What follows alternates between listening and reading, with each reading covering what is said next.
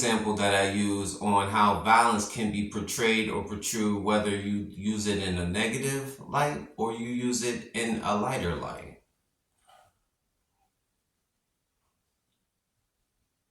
But violence as a whole is never the intent.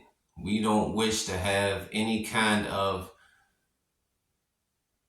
violence at all. And if when I think of violence, I do not think of a physical altercation. I think of merely a moral confrontation, just a differences of opinion, where two people or two or more can sit down and have a mutual argument, an arbitration from one side to the other, and come to a mutual grasp of one another's conscience and earn the other's approval or earn the other's respect, rather than having it so many times boiled down to a physical altercation, which ensues violence.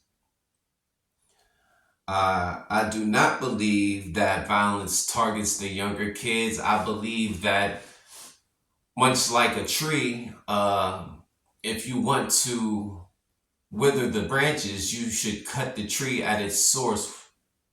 And so I believe that violence in so many ways is targeted toward the adults. Of course, once you get through the Bible says is that the only way to rob a strong man of his goods is to first tie him up.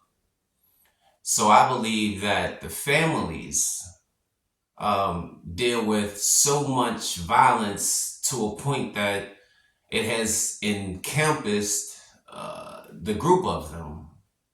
So much as is now that when our youngsters look at the television, they see nothing but violence. It's on the news, it's in the cartoons, it's on the reality TV shows, it's everywhere. Everywhere you turn around, there is violence being portrayed.